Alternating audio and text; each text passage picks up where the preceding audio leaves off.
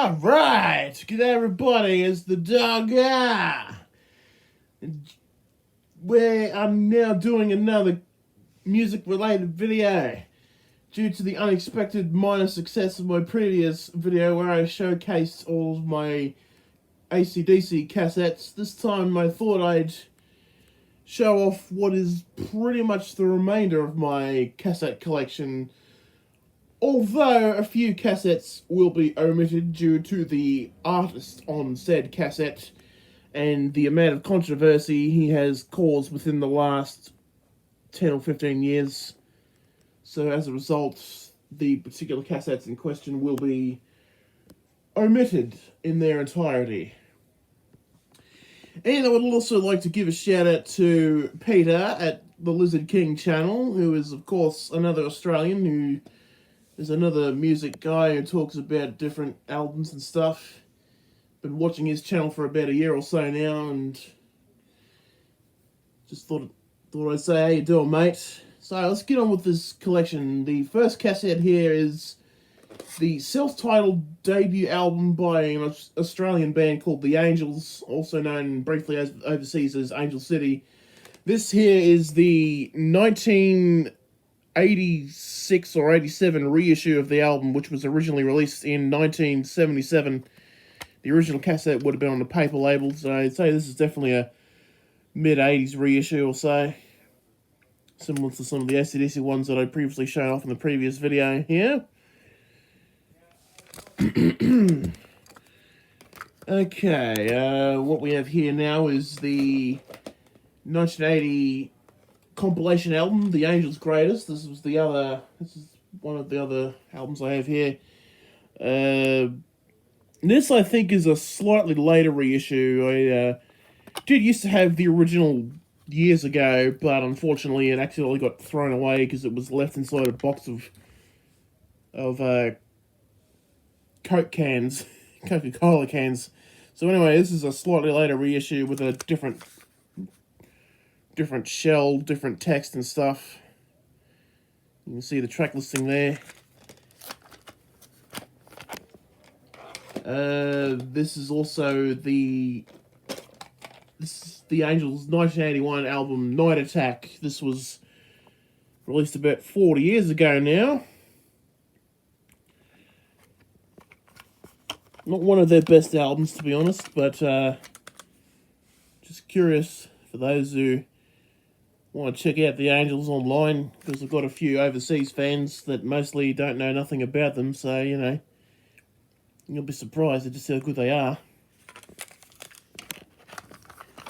And I don't have it here at the moment, but I do own their double live album, Live Line, on cassette as well, but unfortunately it's a bit out of reach at the moment, so I can't show it off right now.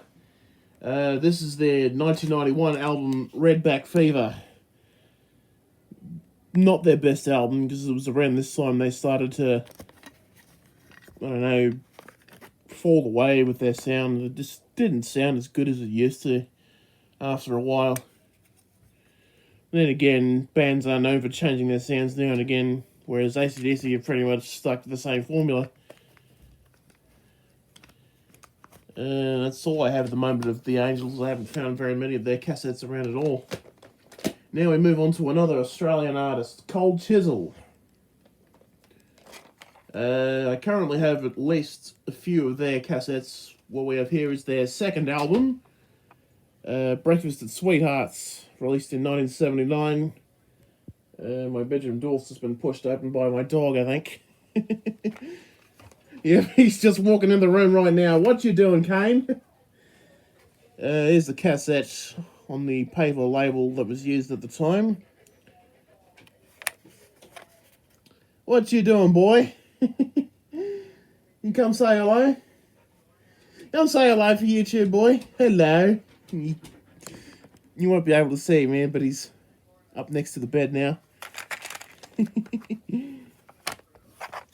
I have at least 3 copies of their most well-known album, East, which is, of course, released in 1980. I believe this one here is the original cassette that was released in 1980 or so. Paper label once again.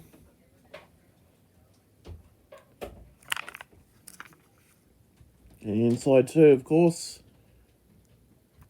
The label was a bit screwed up. It was falling off, so it's had to be sticky taped in place. Hang on. And this is very hard to do when you're trying to hold the camera in place. Or the iPad, really. This, I think, here is a slightly later copy of the same album. I could be wrong, though. This one here could also be the original as well. It's got a different cassette shell. It's also got the paper labels. Excuse me. This one here, side 2. Features some of the band's best songs, like Cheap Wine and Choir Girl and Star Hotel. And if you're not a fan of Cold Chisel, then you definitely need to check out their stuff, because they definitely have some good songs. And this particular copy is a slightly later variant. I'm not so sure. I think this one's from the mid-late 1980s, as you can see.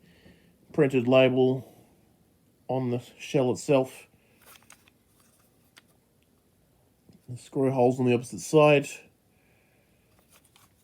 Okay.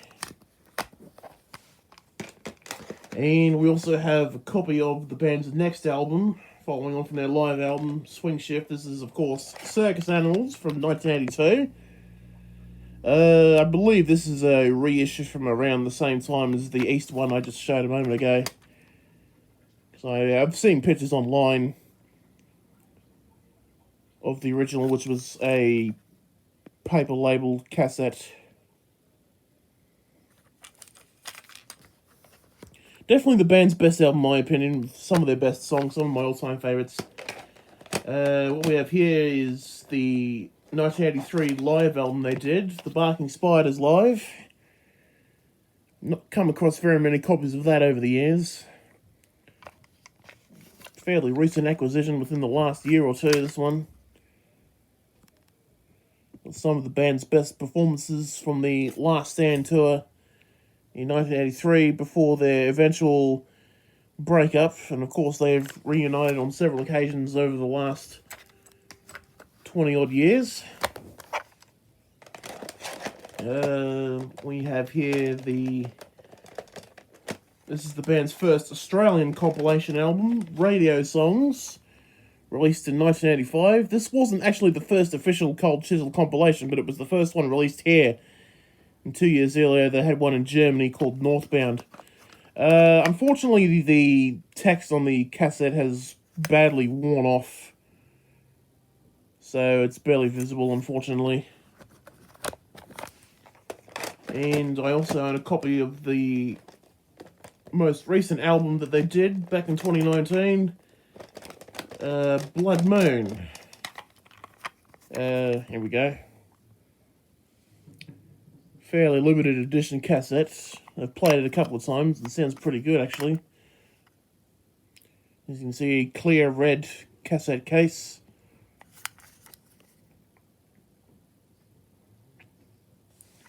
So if you're not a fan of Cold Chisel, do yourself a favour and check their stuff out online as well. And also, I own a few albums by the band's lead vocalist, Jimmy Barnes. Some of his solo albums I own on cassette as well. Hang on, I might just fix that a little later. This is Jimmy Barnes' first album, released in 1984, Body Swerve, which I believe is now no longer available and out of print. But it was recently reissued on vinyl, I believe. I did pick that up a while ago, but this features some of Jim's most well-known songs, such as Ain't No Second Prize, and a couple of the songs he also recorded initially with Cold Chisel before their initial split up. And a few cover songs like A Change Is Gonna Come and A Piece of My Heart. So, you know, not a great deal. I'm not particularly overly fond of Jimmy Barnes' solo stuff. I just buy his cassettes whenever I find them, just to add to my collection. I believe this is his second album, the more familiar album, For the Working Class Man. I'm sure everyone in Australia knows about this particular album. It includes a few re-recordings from the Body Swerve album, I believe. Hang on. Again, the text is very difficult to see in this light, unfortunately. It's... okay, you'll be able to see it from this light, I guess. And slide 2 here. Not very easy to see, unfortunately. And this is one of his other later albums, I believe. 1991, I think. Yes. Yeah, I believe so. Two Fires. One of the very few albums I've got. Some of these songs like Lay Down Your Guns and Let's Make It Last All Night and all that stuff. Got your basic outer shell from that period, including fake screws by the looks of things. So this is actually welded instead of screwed together.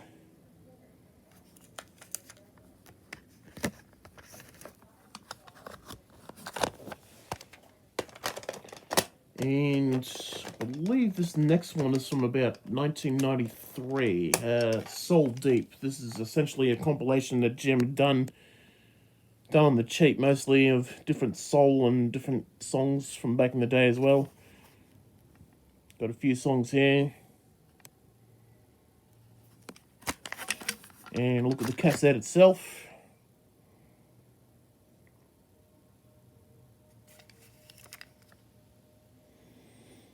Hang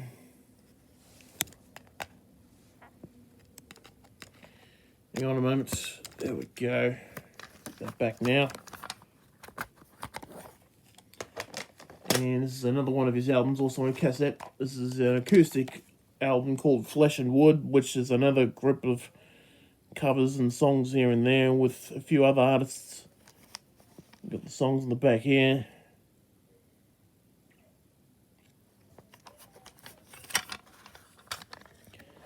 This one's from 1993, this album.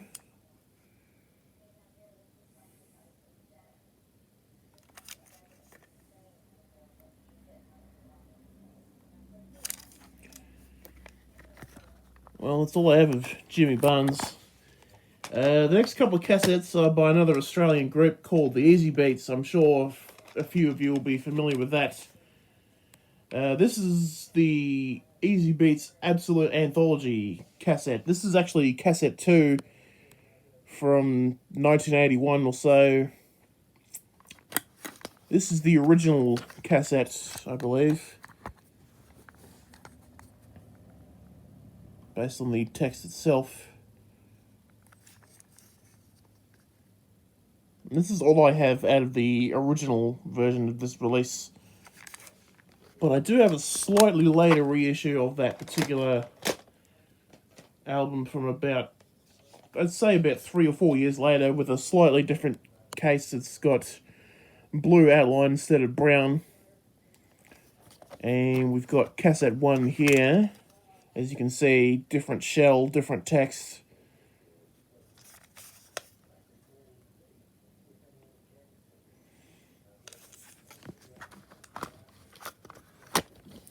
And cassette 2 here.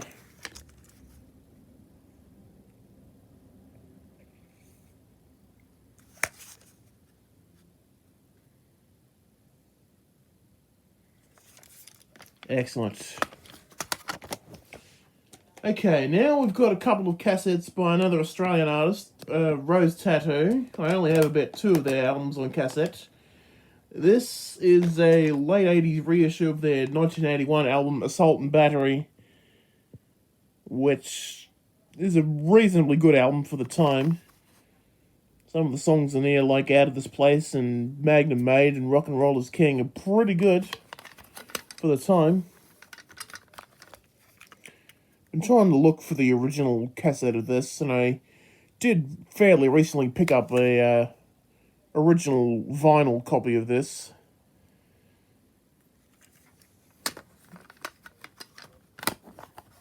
And I also have their 1983 album Southern Stars, which is one of their lesser known albums, because that's after a few of the original members had left by this stage. Again, not a really well known album.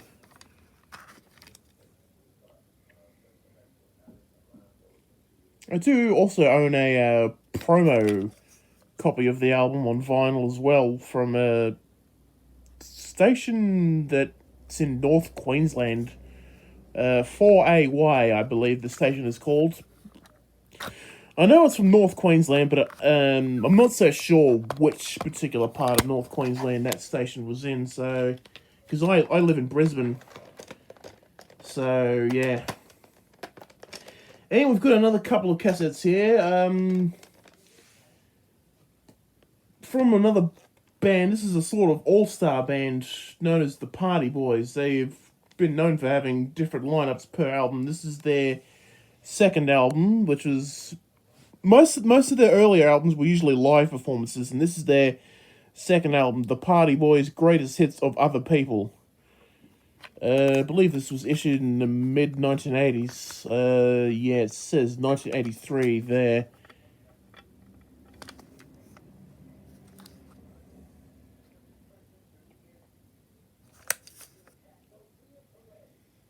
I don't own a great deal of their stuff. I do have a couple of albums on vinyl, and I also own their... I believe this is one of maybe... I don't know if this is the only studio album they ever did with a slightly reformed lineup a few years later. I mean, I'm only fairly young, so I don't really know much about that as it is. My dad's a massive fan of the song He's Gonna Step On You Again. It's actually quite a good song, actually. I actually own the actual song on vinyl. I believe I got the 12-inch with the stomp mix, I believe it is. Okay, well that's a good portion there. I own one cassette from another Australian artist, John Paul Young. I'm sure not very many overseas would know that name, apart from... Well, they should possibly know the song Love Is In The Air, but I'm like, yeah, okay, that is literally the worst song he ever did.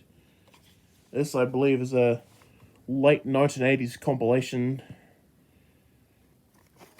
I know a lot of fans would be familiar with the song Love Is In The Air, but he's also had better songs like Yesterday's Hero and I Hate The Music and Keep On Smiling and Standing in the Rain. Those are, for me, the better songs that he did. Yesterday's Hero is actually my favourite out of his songs. Best guess this came out from, I'd say, anywhere between 89 and 90, I guess. I wasn't born until 1993, so I wouldn't have a clue, to be honest.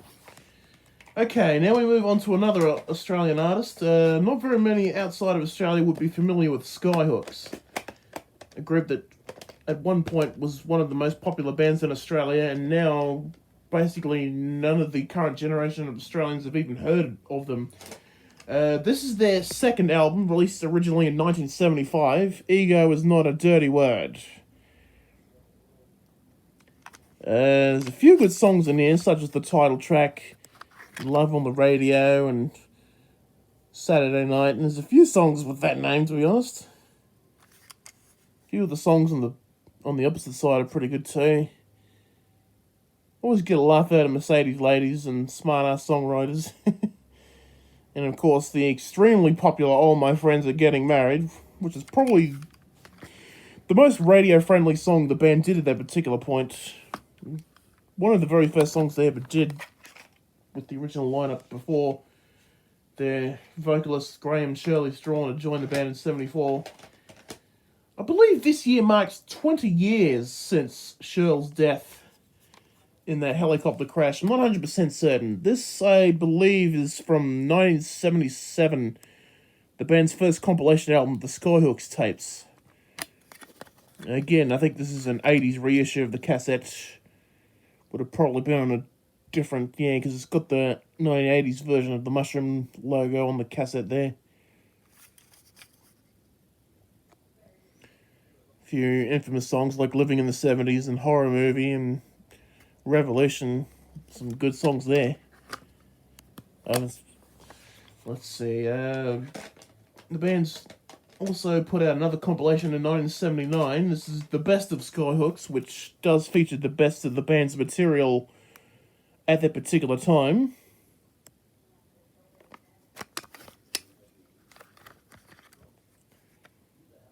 Of course, the band released a song called Smut, which I will not go into details about here on YouTube because it'll probably get me into big trouble. one of the songs on the second side here was called Over the Border, and it was actually written about what the Queensland police were like back in the 70s at the time. I'm like, yeah, well, what do you expect? That was before my time, so, you know. And what we have here is, after the band initially split up in 1980 or so, they did briefly reunite in 1983, and this was their second live album, Live in the 80s, which contains a track not featured on the vinyl.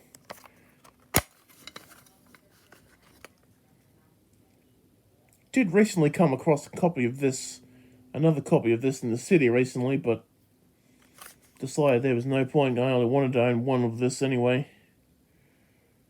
As you can see, the cassettes, and physically it looks terrible, it's not looked after, but it plays fine though. And of course, their 1990 compilation album, Latest and Greatest. This is their first attempt at getting back together again in the early 90s, but it didn't really go anywhere. This is essentially an edited version of their previous greatest album, but with a couple of tracks replaced with some new songs like Jukebox in Siberia and Tall Timber. They weren't that good, those particular songs. I mean, they were, but they weren't as good as what had come before, though. Interestingly, both the cassette and the vinyl omit one track that is featured only on the CD. I do own the CD, but it's a reissue. Okay, now we're getting into some more adult content. An Australian recently, I don't know, I think he's been retired for a while, but he does occasionally privately tour now. Rodney Road. This is his first live album, released in 1984. A lot of his humour was extremely, and I mean extremely, rude. For those outside of Australia, basically, if you ever listen to his content, to be honest, his first album is fairly tame in comparison to what was to come later on.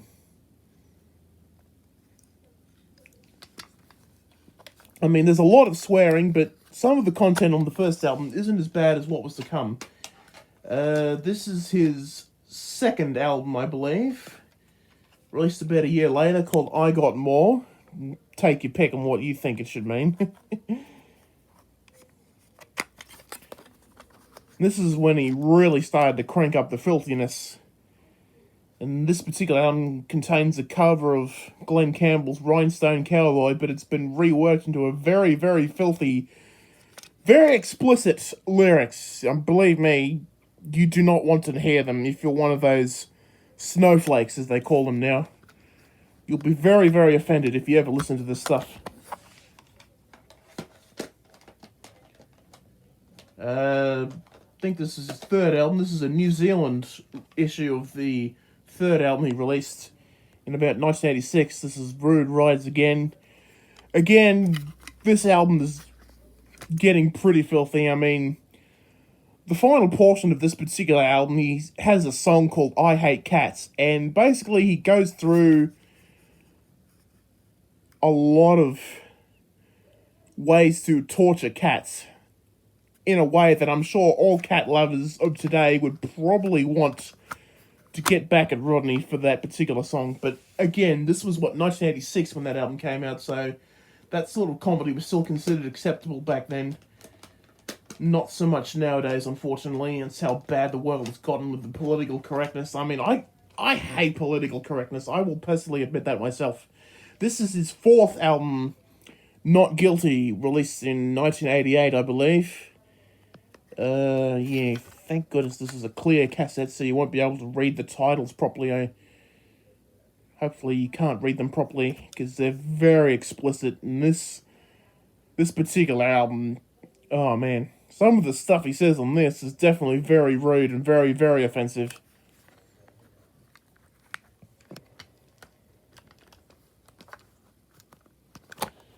Definitely the most filthiest stand-up comedian that ever lived.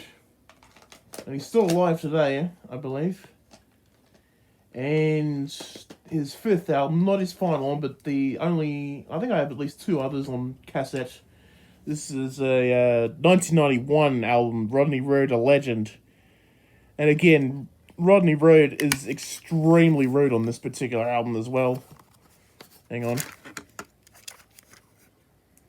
Nice purple coloured cassette outer shell and stuff. So if you're into crude and explicit humour and stuff, you can check it out. But if you're one of those that does not like offensive language and stuff, you know, then just stay well away from that content. And I do own a compilation album this is the only compilation album that he released from about 1992. The Best of Rodney Road, Classic Road. Again, the content on this is some of the best bits that he'd recorded at that particular point, and it's very, very rude, so yeah. If you're a snowflake, then stay well away from Rodney Road. End of story.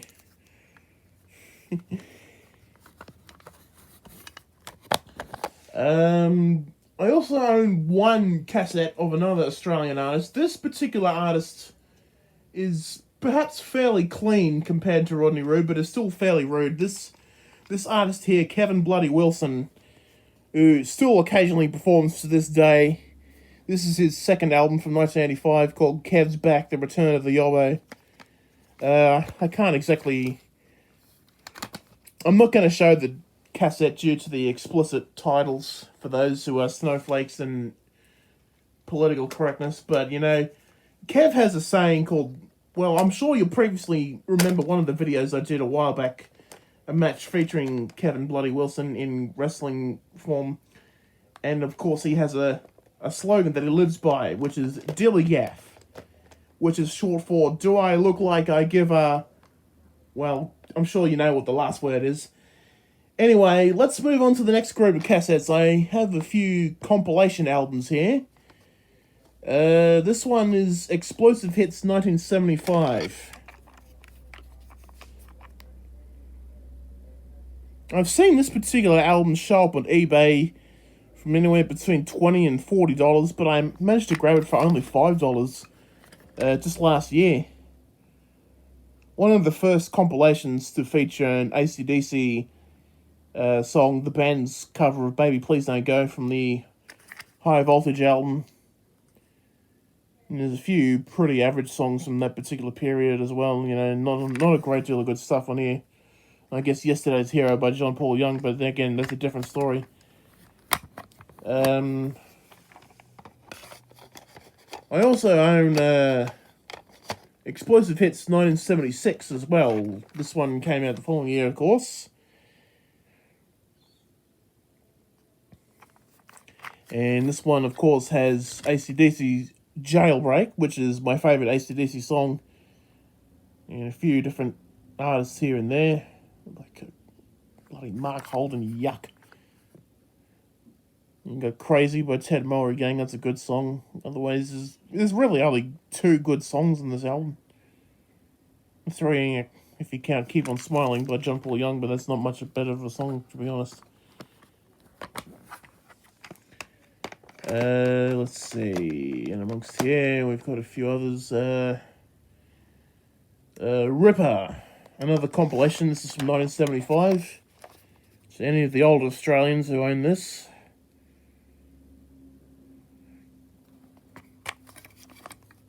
You can see, fairly awkward looking dark green label, this one. Oh, maybe really one good song on this album. That's Horror Movie by Skyhawks, but that's about it, really. Again, I managed to get some of these compilations for about $5 or $10 at a local store just last year. Surprising. Some of these are fairly cheap. Got Ripper 76 as well. Again, there's not a great deal of stuff on here. Some songs are relatively good. I mean, I don't know if you can read the songs very well in this light.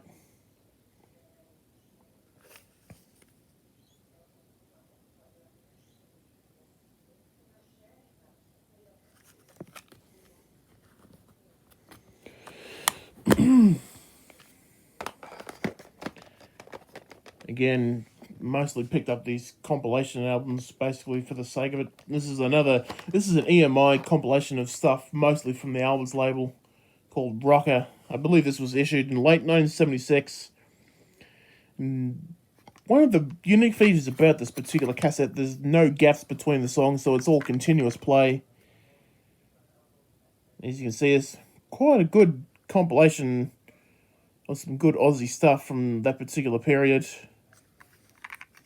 From artists like AC/DC, Stevie Wright, the Easy Beats, the Angels, Ted Mulvey Gang, Marcus Hook Roll Band, who were another Vander and Young studio project at the time. Got another compilation here called Whopper. I believe this is from late 75 as well. Again, just grabbed this because it was fairly cheap at the time, about $5.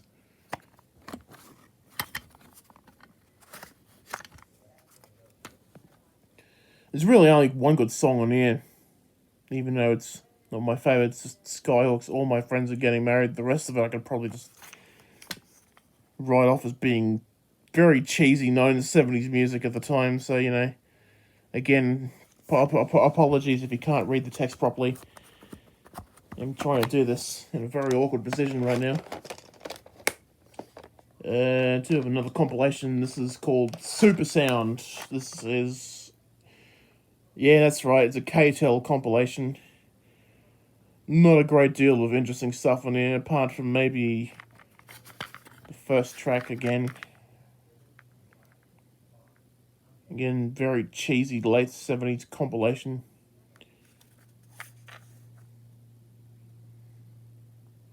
Hardly heard of any of the stuff on the B-side, so that's how young I am.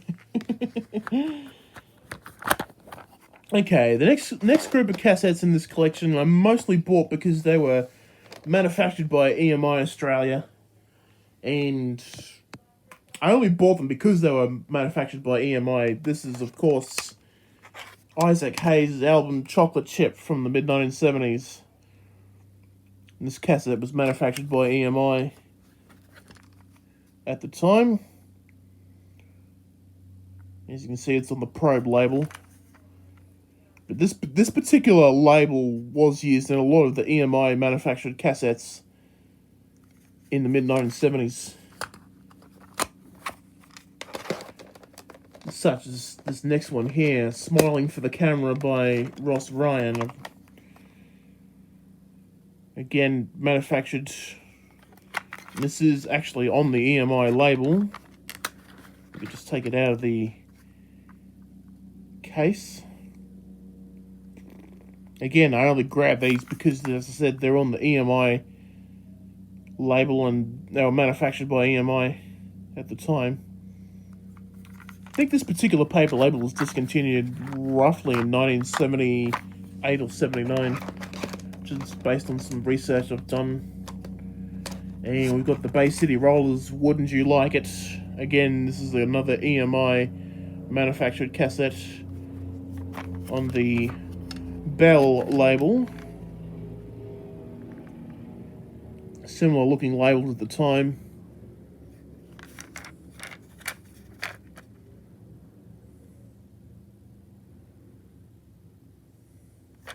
But really, the Bay City Rollers isn't my sort of band. And apparently here we've got the soundtrack to Close Encounters of the Third Kind. Oops, accidentally dropped it. Another one manufactured by EMI based on the label.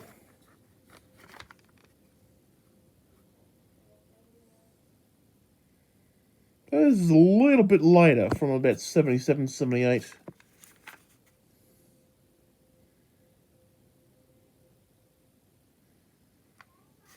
Still, it's nice to come across those EMI manufactured cassettes.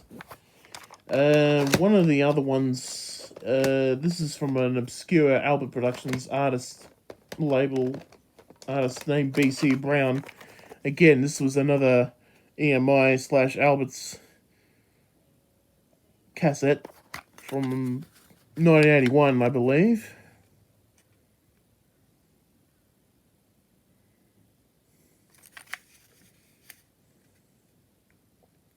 come across these particular cassettes very often, so I've been making sure to grab them whenever I've got some money.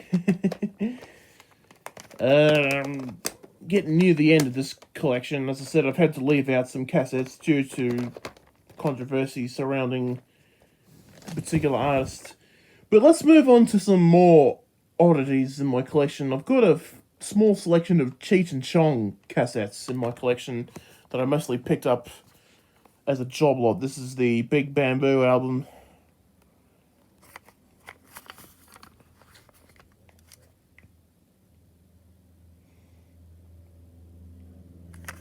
I think some of these might be like reissues, I believe, from the 80s, just based on the different style, label, and out of case.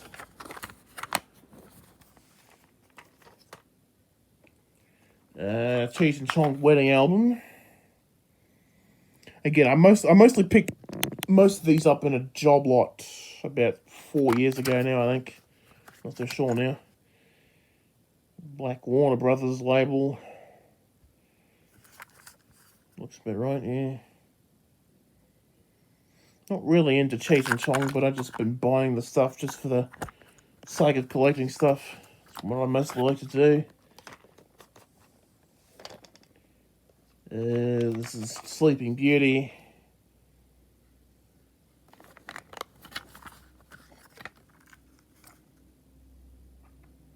Again, apologies if you can't read the text very well.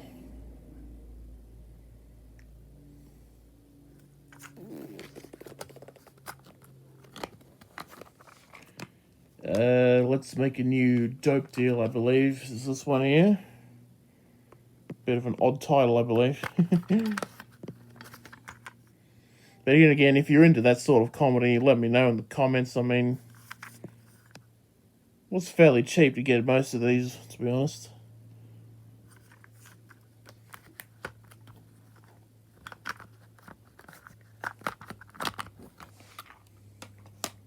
And we continue on.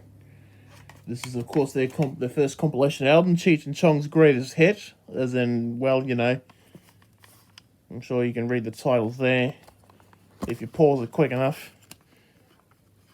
And we've got the cassette itself.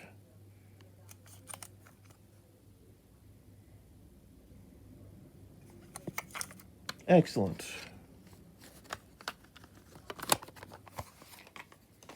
And we have their 1983 album, Get Out of My Room.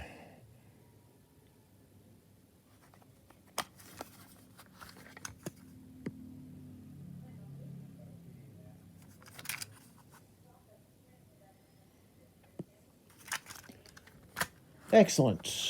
We also have a few more cassettes in amongst here. We've got a couple of Elvis Presley cassettes. Only 3 of them. Again, I picked these up in a job lot. Elvis Ballads. Not so sure when this was released. I'm not much of an Elvis fan, although I do listen to this stuff, or I used to when I was younger. I'd say this is a 1980s compilation, just based on the design of the cassette itself. Again, very rare to find this stuff on cassette nowadays. Elvis live at Madison Square Garden. I don't know if I've ever seen this anywhere else. There was at least 3 of his, and I just grabbed all 3 cassettes in one go. There's this one here.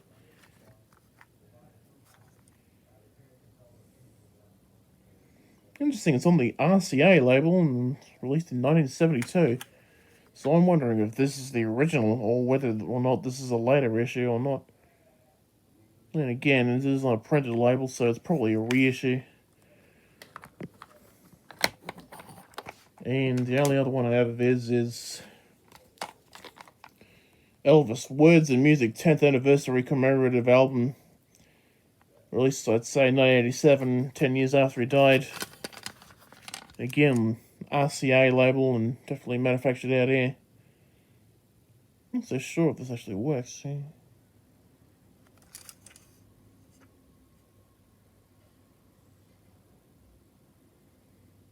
Some good stuff, really.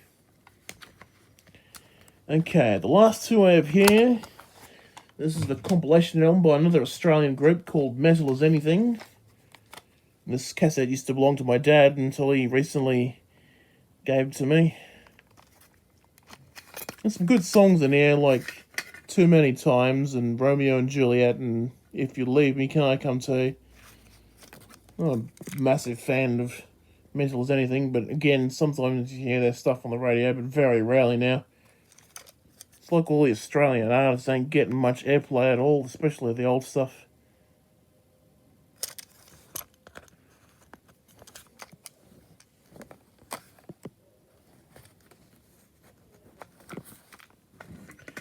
And the last one in my collection, which is probably the least interesting to me, but I'm sure a lot of fans would probably enjoy this last album.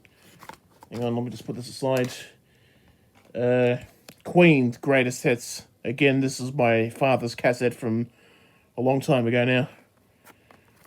To be honest, I am really not a fan of Queen. I do not like their stuff at all. Probably the only song of theirs I like is Another One Bites the Dust. Otherwise, I'm not a fan of any of their stuff. I believe this might be the original 1980s cassette of the album, with a different track listing to some of the more recent reissues and stuff.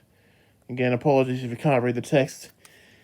And that's it. That's pretty much the majority of my cassette collection, which, as I said, is missing a few due to controversial circumstances surrounding the artist of the other cassettes that I own. But otherwise, thank you very much for watching. There will be some more game videos coming soon, of course. Be sure to leave a like and comment and let me know if you own any of these cassettes or have owned them in the past several years or decades or whatever. And be sure to press the shiny subscribe button to stay in touch with this channel as we continue to swap between doing video games and showcase videos, potentially. Unless something else comes up. But until next time, this is the Dog saying have a great day, and we shall see you again.